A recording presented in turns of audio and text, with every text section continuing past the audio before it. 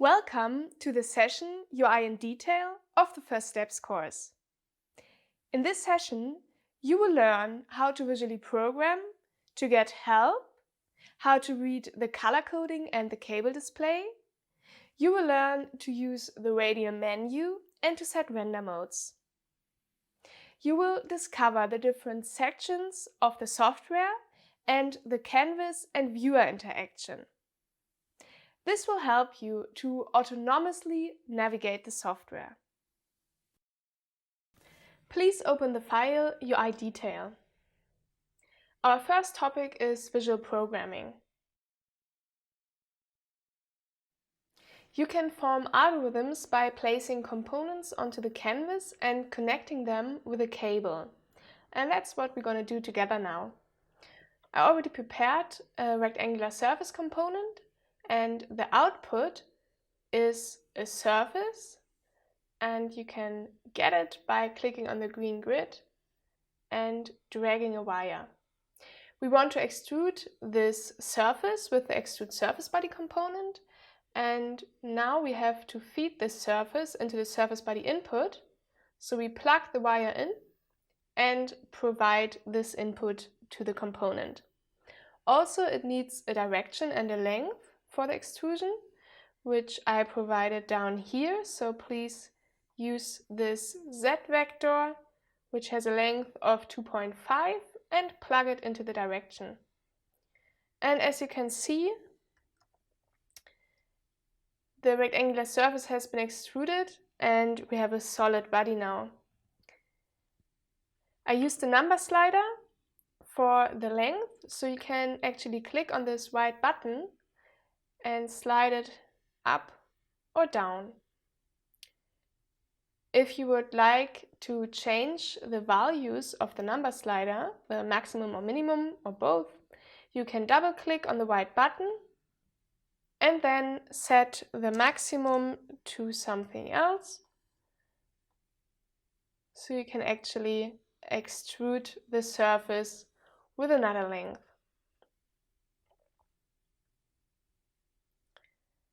The next topic is how to get help. So you are using a component and you might be wondering what inputs it needs, or you are not quite sure how this component can typically be used, or you need some hints. And you get all those things in the component documentation. By right-clicking on the component, you can access it. You click on Show Help, and this pop-up window opens. On top, it's always a picture of the component and a short description. Then you get a short description of all in and outputs, and behind the name you will always get a data type. So this is the data type needed, or the data type that the output has. And then you get some more detailed text and pictures. And here you get a description of the logic behind this component, an explanation, a typical use case, how you can use this component, maybe some hints. And if you scroll all the way down to the end, you will always have an example file. You can open this example file. And as you can see, here you have multiple workflows that all use this extend curve component, and you can take a look at this file and see how it's been used. And then you might think to yourself, oh, this is exactly what I need or what I want, and I can use this in my own workflow, in my own file. And then you don't have to go back to your file and build everything up yourself and take a look how it's been done. You can just recycle what we provide here in the help files and copy a workflow that you need and drop it in your own file. So as you can see, now we have this curve in our own file. Another way to access the help is the component browser. This is this little magnifying glass When you open the component browser, you have to select a component, and then you will get a short description and the in and outputs on the right side. And then you can also open the pop-up window for the help by clicking Open in Separate Window, and then get the help window. It's structured the same way, and also you can open a different tab with an example file. So we already kind of got into tab browsing, which is the next topic. So we have different tabs, and you can open a new tab by selecting this plus, or you use the shortcut Ctrl N, and then you can close them by using the X.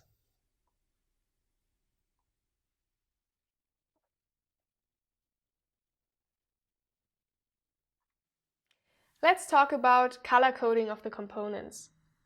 So we have a color code that we use, and it's very helpful for you to keep an overview about what state the components are in. I'm going to talk you through the different colors.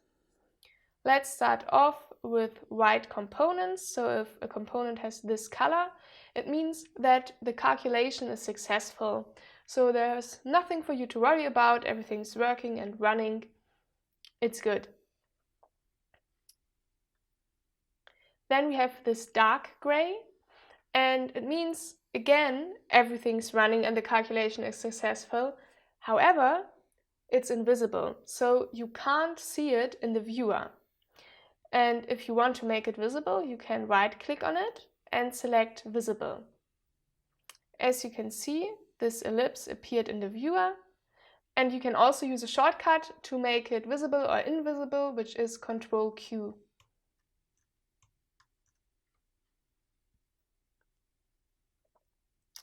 Next, we have this faded gray or see-through gray. And this is something to watch out for, because it means that the component is disabled, it can't calculate, and every time a component can't calculate, because it's disabled, the output will be empty. So everything downstream from this component doesn't get an input and can't calculate. You can enable the component by right-clicking on it and selecting Enabled. Now, as you can see, you do get an output. It's an ellipse, this one, and you can disable the component again, either by using right-click and so on, or you use the shortcut Ctrl E. You can also have components appearing in yellow, which means that there's a warning. If you hover your mouse to the exclamation mark, you can read what the warning is. In this particular case, it reads parameter curve failed to collect data. So let's see, this is the parameter curve, and yeah, we don't provide any input here, so it fails to collect data. We actually have to connect these. Now we have an input, and as you can see, the component is right because it can calculate and generates this curve. Actually, the snap curve to points component can snap a curve to a point. When we connect the points in here, it snaps. We can also have components appearing in red. Red means there's an error, so that's something to watch out for. Let's see what the error in this particular case reads. It says, no automatic conversion is defined for the following types, body to point 3D. Okay, so this component line wants to create a line between a start and an end. And let's check out the documentation to see what the inputs need.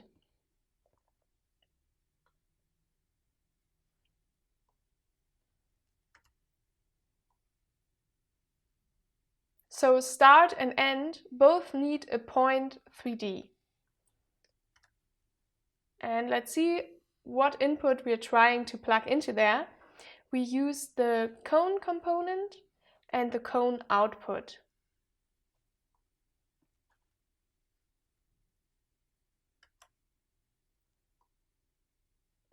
As you can see, the cone output is a body, not a point 3D. And now it completely makes sense that we get an error because the input is completely wrong. So the tip of the cone actually is a point, so we can use that. And I provided a different point for the end. And now the component can calculate, the error disappears, and we created this line.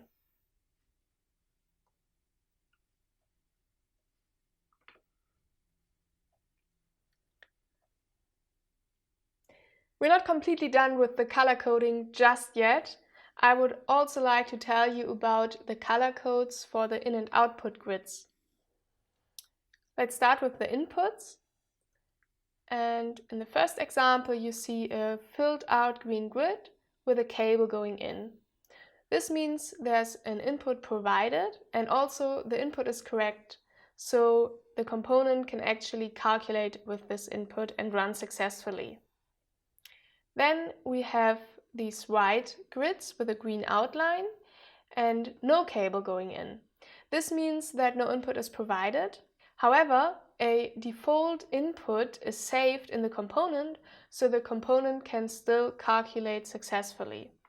If you would like to know what this default input is, you can hover your mouse over the input name and read, for example, in this case, the interval is between 0 and 1. Then we also have filled out green grids with no cable going in. And this is the case when we have an internalized input. If you hover your mouse over the input names, you can read that the inputs are 10 and 2. And you could clear the data by right-clicking onto it and selecting Clear Data. Now we don't have an input. We can feed a new input in here. And now internalizing it too by right-clicking on here and selecting Internalize. You can now delete the panel and the input is internalized and can be used. Okay, then there are white grids with a yellow outline. And this means that no input is provided, but this input is crucial and the component can't run without an input being provided. So that's why you get a warning, because this input is needed. Then we have red grids, and this means that there's an error. I used the same example as in the component color code example. So we have a body going into an input that needs a point.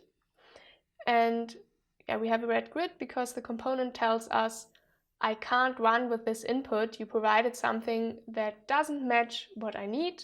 Give me something else. So if you have a red input, check for the data type, check what is going on, maybe there's an error upstream from this, and make sure that you get rid of this error. Lastly, you can also have a white input, and that simply means that the input is empty. We have less options for the outputs, so there's only green or white. Let's start with green. If you see this green grid for the output, it means that the component calculated and you actually have an output and can continue from here on. And if the output grid is white, it means that it's empty. For whatever reason, you don't get a result from this component and can't continue from here on.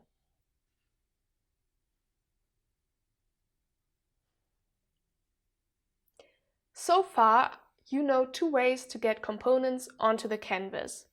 I showed you the ribbon menu on top and also the component browser.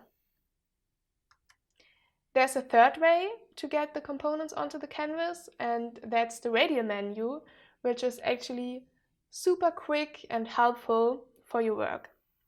If you double click onto the canvas, it will open, and depending on where you clicked and what components are close to where you clicked, you will get auto suggestions. So these components are typically used in an area where the other components that are displayed here are already on the canvas. If you don't get suggested what you're looking for, you can also type something in. For this example, please type in arc and select this arc. We're going to place this here. And now I want to show you one more really cool thing about the radial menu. If you drag a wire and you press the Alt key, you can see that there's a plus appearing at the end of your mouse. If you press Alt and then let go while holding Alt, the radial menu will open and suggest components to you that can use the provided input. We're going to deconstruct the arc, and as you can see, the components are already connected.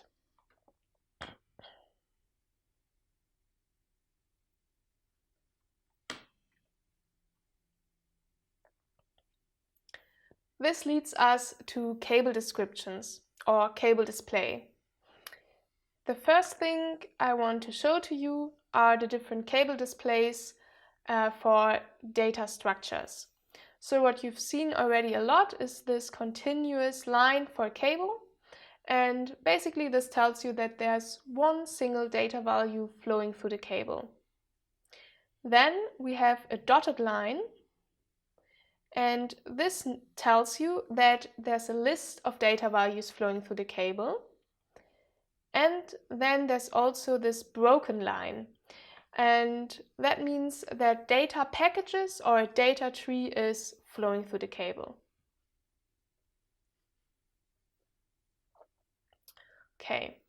Then you can also select display modes for cables. So the default one is this. You can see it very well. Then you can set it to faint, so it's barely there. And you can also go wireless, and you can see the symbol here. So you have a wireless connection. No cable is visible, but these are still connected. To see all cables in the default mode, please press the W key. And if you want to change the display mode, you can right-click on a cable and select a different display mode here. However, you can't select a wireless cable because there is no cable. And if you want to change the display mode for a wireless cable, press the W key, select it, and now you can change the display mode. Lastly, I would like to show what a disabled cable looks like to you. So if there's a red cross appearing on a cable, that means it's blocked, it's disabled, so no data can run through this cable. And you can tell because the output here is empty. This is normally the default mode for a cable. It's enabled. And if you want to disable it, you right-click onto it and deselect enabled. Now it's empty too. And you can also select a cable and press Ctrl E to enable it. Let's talk about solution control.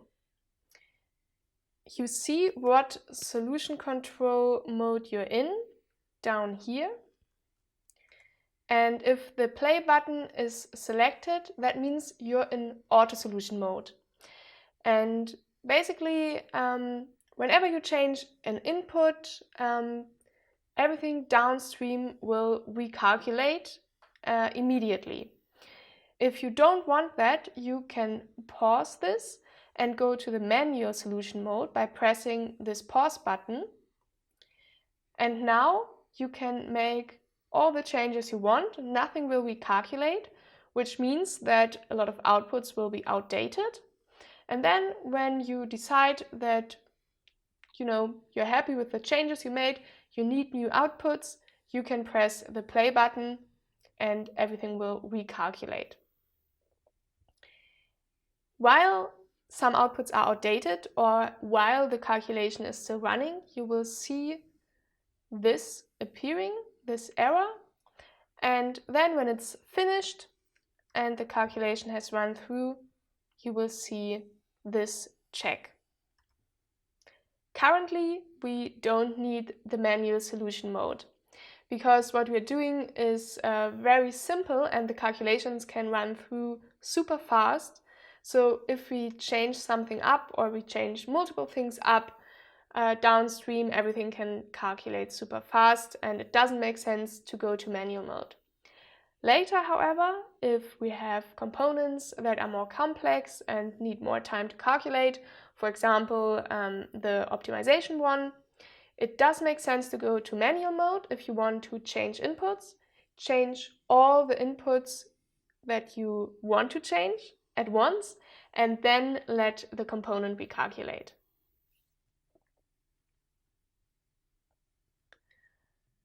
Our last topic is rendering and zoom. In the bottom of the viewer, you find these 3 buttons. With the first one, you can set the render mode. You could set it to wireframe, to shaded, or to shaded with edges. If you have meshes, it might make sense to use the Show Mesh Facet Edges render mode. Then the next button is the Zoom to All. If you scroll in a bit further and you click on this button, it will adjust the camera so that everything displayed fits into it. If you zoom out and you select it, it will zoom in as much as it can.